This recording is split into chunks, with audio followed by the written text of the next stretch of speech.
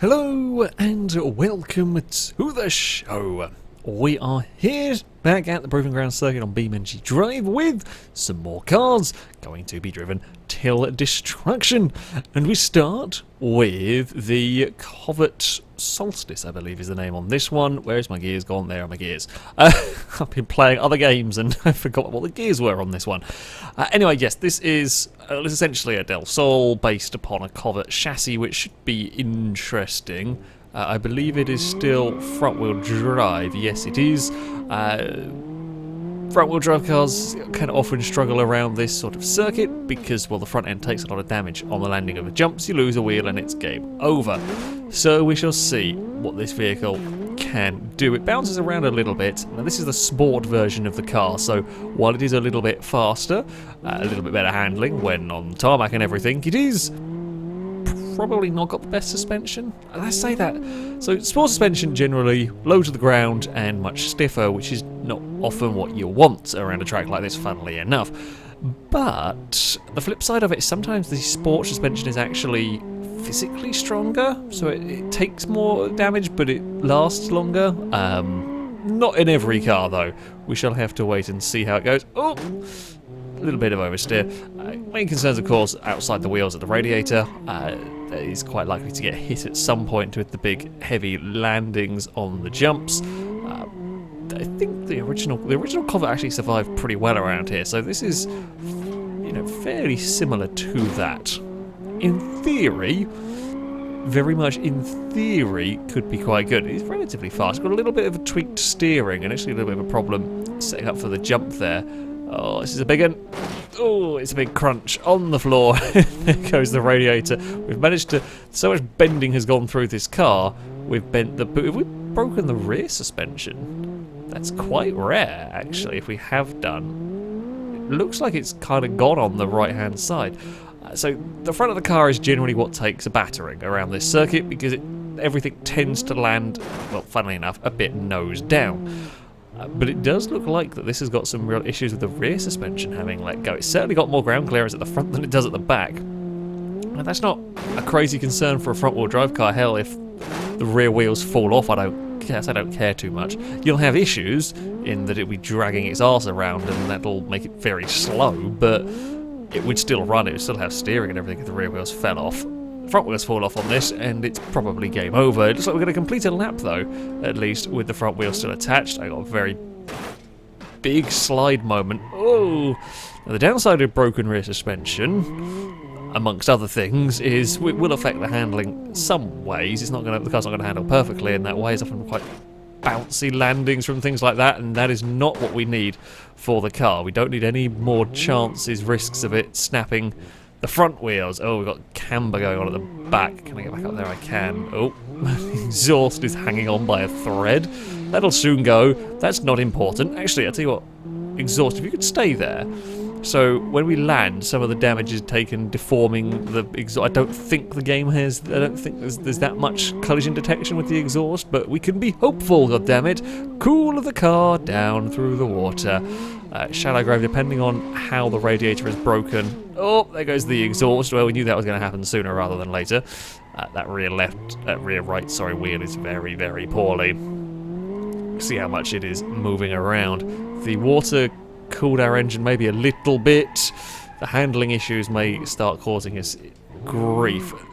As I said, it's perfectly drivable. It's going to keep moving like this. It's setting up for jumps and so on. If that wheel wobbles around at the wrong time, can send the car into a spin, and then you're taking a jump awkwardly, and then you land on a front wheel and you rip that off. So yeah, got to be a little bit wary of the handling of this car now. And if we tear the wheel off, it's going to have new handling issues. Probably not better. Oh, God, yeah, just every so often it always threatens to fold in on itself, which would not be good for stability and all that. Don't land that awkwardly. You can see there, I'm already having to fight for control. We fly fairly nicely. Secondary part of that landing was awkward. It's going to skid along on its roof. Now we've got to try and get the car back onto its wheels fairly quickly.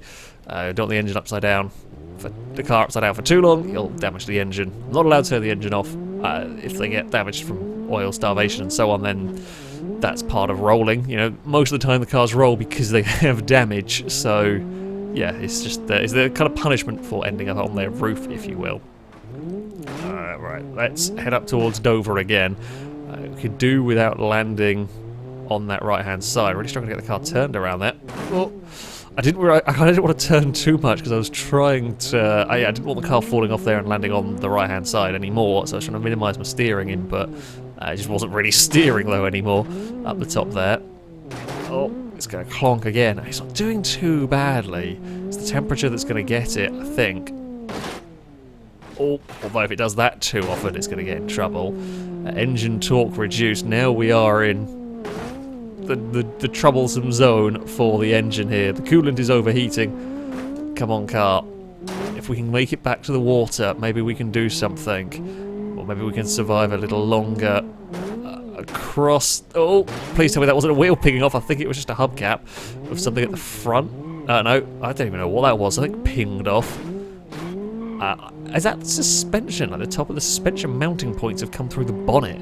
That's alarming. That is never a sight you want to see. Water is coming up, car. Please take some lovely, cooling, refreshing water on board. Okay, it has cooled it a little bit.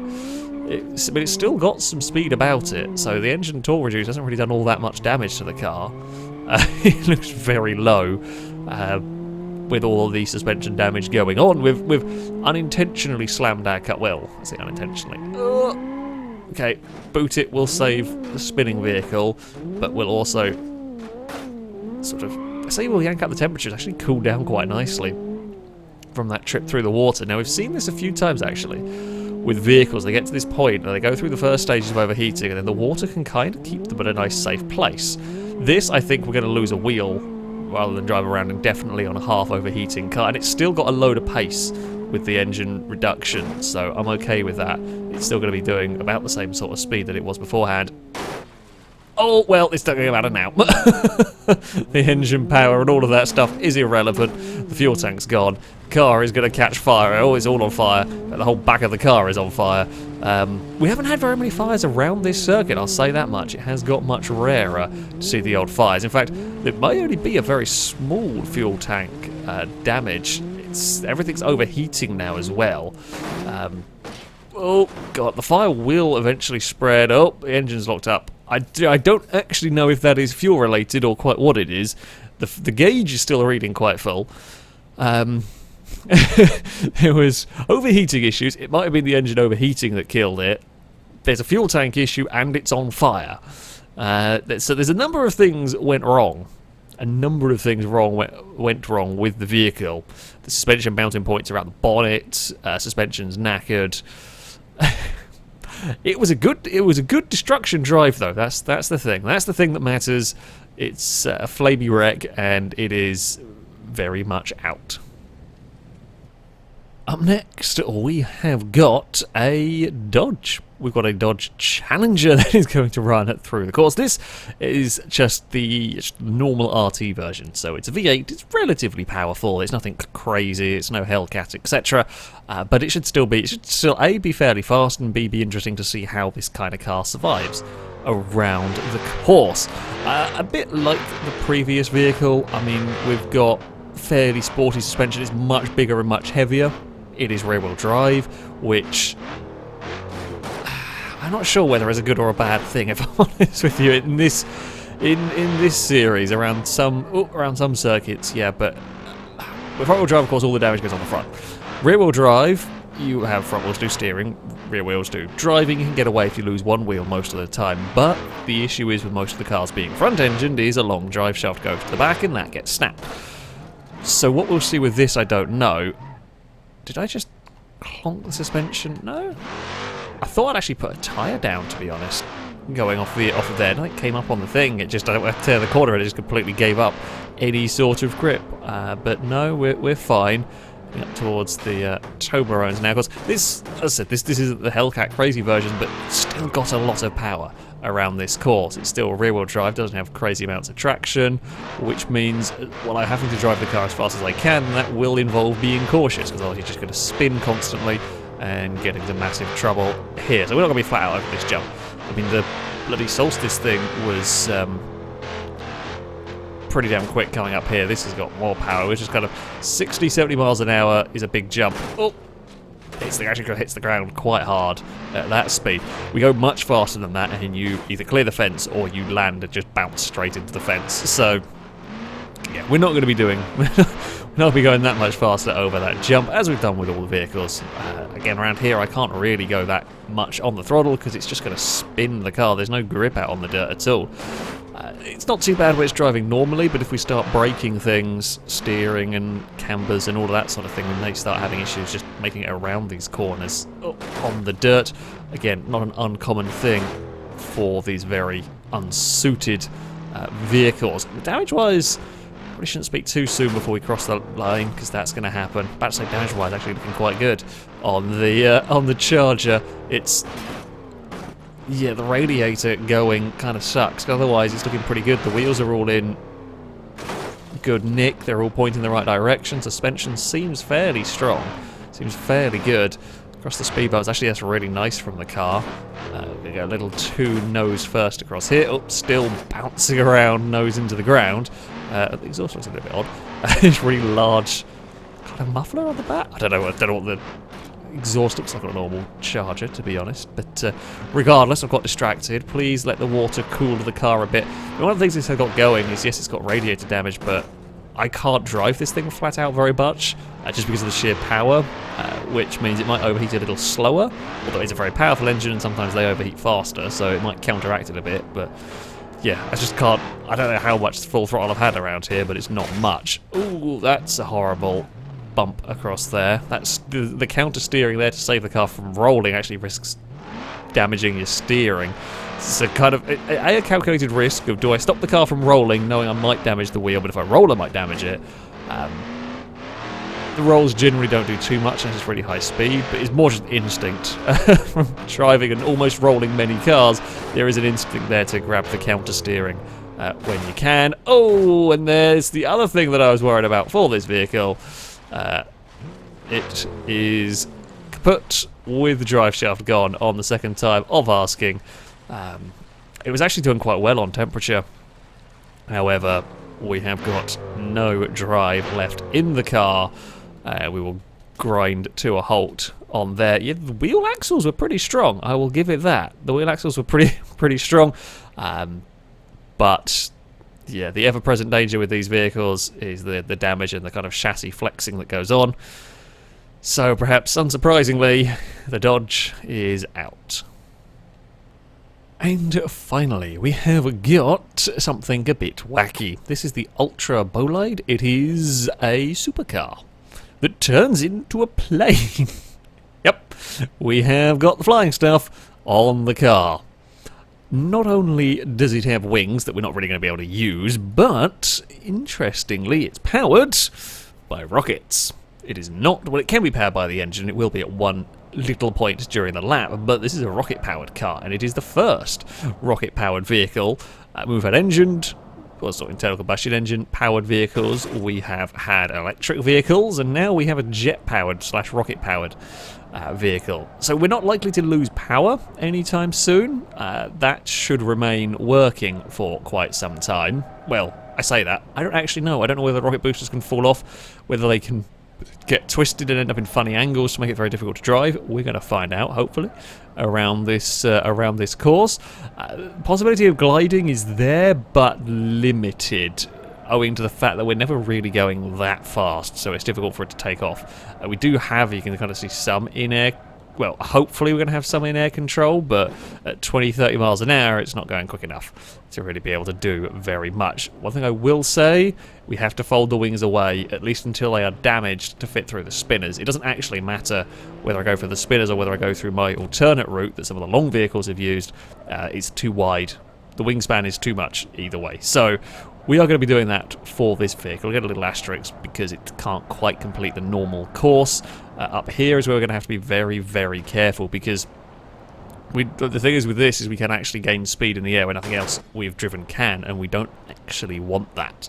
I was hoping the gliding would be a bit more effective. I just don't think it's going quick enough to pull the nose of the car up through that section.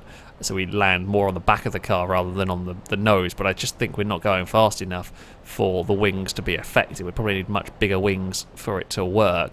Can we come off here? Yeah, see, we're still coming off there as we would with a normal car, and that's very nose into the ground, if you will. Can we slide a rocket-powered machine? You can kind of drift it. Oh, God. Carefully does it. Kind of. Loose rocket drifting. Yes. That'll be fine. There's no way any of this can go wrong. One of the things you've got to actually be really careful with the rocket-powered machine is it's very difficult to gauge speed, to judge the speed you're going sometimes. A lot of the time sound is quite a big thing with all of that, sort of the revs of the engine and everything, but this doesn't have that. So it's really easy to get caught out with how fast you're going, because it kind of suddenly picks up speed. It's suddenly going way quicker than you realise. Oh god, I think it's very uncomfortable over some of these bumps. Have I lost rocket fuel? Are we out of fuel? Is that it? Is that all it has in terms of the jet? I have no gauge to tell me on the fuel. Oh, so we get. If I do that, does it come back? Okay, we're out of rocket jet. Well, I guess we're now a car. Oh, we got a one lap of rocket-assisted goodness, and now we're just carrying rockets around for the hell of it. Well, you know what? We shall carry on regardless. Oh, that's a lot of understeer. It's kind of a bit of an off-roady spec, Bolide, so that's something. And I don't know what on earth the wings are going to do in terms of... Ooh, okay, it really does not turn. I know we're going a bit quick through there, but there's a lot of understeer. There's going to be some funky weight distribution going on, I should imagine. Come back down. Thank you, car. Damn it, I thought I'd got away with unlimited rocket boost, but no. No, we did not. I guess we saved like a lap of temperature in the engine. Maybe we should have saved the rocket. Well, maybe we should have saved the rocket until the engine broke, if the engine is going to break. I don't know what's going to break in this, particularly. Oh, God. I feel like maybe suspension. There's a big hit on the ground for this wacky machine, but it's fun. One of the things that you do see sometimes with the mods, with off-road specs of cars, they can often just be the standard suspension maxed out or just raised up a lot, which often makes them not very strong. I don't know whether that's what we've got with this or whether it is complete reworked suspension, whether it's going to survive these big hits over the edge. I actually think without the wings it flies better across the jumps. That's a thing, apparently. Sure. The radiator is going to be in the front of the vehicle, while it is a mid-engined car. The engine's somewhere underneath all of those rocket fuel tanks. Oh, that's a lot of speed over here this time out. It's more controllable as a car. Whoa! Oh, that was that risky counter steer. Saved it from rolling, but gave it some other potential troubles. Can I keep it in a straight line for the jump? We can. Actually, nice flat and level landing. It's bounced around a little bit through all of that. We'll roll off the throttle through there, because we're just going to still getting a load of understeer from the car. Try and get it something resembling control. Yeah, it's actually more controllable across the jumps with the wings put away. It certainly, it really is very, very nose down when you have the wings up. So, yeah, I think we're almost better off with it like this. It's going good so far. No real damage to speak of. My concern is, as I've seen with a few vehicles, this feels like it might be one that takes one hit and that breaks a wheel. Takes one hit and that's the end of it. It breaks something important. We shall have to wait and see, of course. You never know with cars, but it does feel... The wheels don't feel like they're particularly strong on this, and that stuff's not going to help, as I amply demonstrate across there. We've now got a bent rear of the car. That is going to have profound effects on the handling. It'll make it turn right very well, but inconsistent, and turn left poorly and also inconsistent, so it's not going to be good. It may spin now going up towards jumps, and that's a concern. You don't want to lose control heading across a jump. Oh, come on. Come on. Okay, we've got a surprisingly large amount of in-air control with this vehicle. Oh, we've got big wobbles on the front wheel. It's still got steering, but it's not held on very well. Who attached my wheel with sellotape? That's not the way to go. Is that like a... I suspect like either the upper or lower suspension arm has failed, so it's only got one bit connecting it, so it's almost... It does still steer. The tyre rod's still connected, but it's kind of free to waggle around. We're still going, though. We're still going. The rocket car lives on. The now not rocket car lives on. We're going to bump across there. That didn't feel particularly grand. It's really bouncy on the suspension. It now crabs terribly. Oh, clonk again across these jumps, but we will line it up. No, we won't. We're out of control again. Still line up for that jump. Crescendo jump is coming up next, and I'm very concerned about where this is going to bounce because we've got little to no control. It's going to go over. Is that front wheel still attached? It's a big roll. Big roll for the car. As I did suspect, it is the... Oh, that gets picked up a lot easier than the collar thing. So the suspension has completely given way. I actually don't know if that's not just held on by the tie rod at this moment in time. I think it might be. It is... We have got a waggly wheel going on at the front of this. Oh, but the fact that the tie rod is keeping it there... Actually, this is kind of good. In a strange sort of way. If that is only held on by like tie rod wheel axle, when that fails, the wheel falls off as well. So we don't have to worry about that wheel fighting against us because there's nothing holding it on other than the bit that's doing the steering for it. Ooh, and I think that jump saved the wheel. I think if it hadn't got airtime there, the jump would have, the rock would have torn the wheel off. I'm amazed to survive the checkerboard, to be honest. We really don't turn right very well. It's changed the handling characteristics of the car. They're ever evolving around a destruction course, funnily enough, as more and more damage gets applied. It completely changed the way the car drives. This section, how that wheel is still attached, I do not know. We may have trouble, though, getting through here, because it was inconsistent going into the spinners at the wrong time, like that. Oh. Yeah, that's a fun experience. That's only going to get worse. Now, not only is that rear wheel cambered, it's actually wobbling worryingly as well. Oh, that's lost bits of suspension arm. That's not good. So now, at any moment, the car is going to violently snap around and do all sorts of odd things. This is going to go badly. I want to lose those... Well, have we lost the front wheel? No, it's still attached. If I lose the rear wheel, I might lose drive. I kind of want the front wheel to fall off, because then I have one less random contact patch to be worrying about. So weird to drive. Really, really fighting it through here. I also will say, a Bolide shooting brake would look cool. There are just moments where, from the right angle, this almost looks like that, with the way the wings come out the top. I don't know whether there is a Bolide shooting brake mod, but if there isn't, I want to see one. I feel like that would be awesome, or could be awesome. My steering is still kaput, but we are going on towards another lap, I think. We'll clonk across there. Oh, that's a problem. The front wheel is now definitely not helping matters. Oh, it's just pinged its way free a little bit. Okay, that wheel needs to fall off. My best bet is going to be in the water or across the checkerboard. We almost want the wheel to fall under the car as it goes across the checkerboard, just so that wheel can get torn off. It's now really well stuck in there. I don't know whether we can get it back on the road. Can I go through that gap there? Oh, I don't want to go too far. Okay, we are past the tree of doom. Come on, car. Get back on the road. There we go. We are still good to go. The wheel's pinged itself back free. And I can't go too fast, because when I do, the front of the car lifts up, and then that invites the wheel to fall under it, and then we have trouble. Now can I go quick and snap the wheel off, please? Please, please, please, please snap the wheel off. Fine, okay. At least sit that way if you're going to stay on there. That is the strongest tie rod in the world we have going on that front left. How is it still connected? I mean, how we're still getting some steering, I don't know. The engine in this, I'll give it credit. It's having to work for it now. But it is still going. We'll grab a handbrake. It's about the only way we're going to get it to turn. Can the wheel survive a dunking? Well, oh, the tyre's gone. The wheel survived it. Unfortunately, the wheel, I hit the rear wheel on the rocks, and that's got more bent than the front bloody wheel. We are going to have real trouble getting through the spinners. If we can even make it there. You've got to get around this long left-hander now. Come on, car.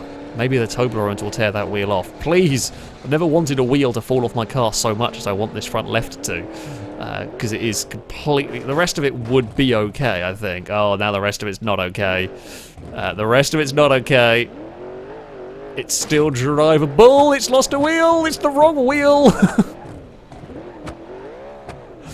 A wheel has fallen off, but it's not a wheel that is of any help. Oh, come on, car. We're not getting out the spinners in one piece, I don't think. Even if we are, it'll get counted out, I think, for the crawler. Is it four-wheel drive of some description? No. We're not getting through there, are we? Ow, ow, ow, ow, ow. I mean, the car is still technically working. Oh, it's not technically working anymore. I don't think. I mean, nothing has actually stopped it. Other than the chassis. Oh, I say nothing has stopped it. Yeah, that's broken. I'm going to go as far as to say that's knackered. Yeah, when the rear wheel fell off, the wrong wheel fell off, it was always going to have a problem. The spinners, I tried. I was actually hoping it might have got low enough to just drive forward, go under that spinner, but no, it was not. I'm not allowed to grab reverse, so the only way was forward and hope that we got spun clear, but we maybe should have, well, we should try to aim for the other spinner. Not that I have any control over where this car is going, really, at that state. I love that she's got the minigun poking out the front. But there we go. That is the end of the HyperBolide. It was highly entertaining, at least. A shame we didn't have more rocket fuel, really. So, we are on to the leaderboard, and it goes into a 20th place for the HyperBolide. I will say this indicator gets screwed up on that car. With the wheel damage that went on, it starts tracking a lot more. That's why the distances are not always in the right order. It was a good car. It did do really well. A little bit of a shame you can't add more fuel for the rocket boosters. They do just run out, but it did survive fairly well. It's not that far down on the rally version of the car. So, for a very stupid spec of car, did rather well. We then go a little bit further down to find the Covet Solstice. It goes into 39th place. Again, a fairly strong showing for that. Very similar distance to the kind of base game Covet, if you like. And I'm not 100% sure what killed the Solstice. I don't know whether it was overheating, got rid of the engine, or whether it was the fuel. Whether it ran out of fuel and the fuel gauge just wasn't tracking properly. I think overheating, but it did overheat very quickly. Like, everything went all at once. So the fire might have not helped with that. So that's why I've got both of those down. And then we have the Dodge Charger. It goes into 77th place. It's a fairly common failure that we see in the drive shaft going on, and this time on lap 2. It's kind of a shame. The rest of the car was looking quite straight. It was looking like in relatively good nick, but this track kills front left, as you can see on this particular leaderboard part. Yeah, it's always susceptible on those front-engine rear-wheel drive cars, and sure enough, that is what went. That, though, is going to be it for this video. As ever, I shall link all the mods used in the description so you can download them and have a go with them yourself. That, though, is going to be it from me. Thank you all very much for watching, and until next time, a goodbye.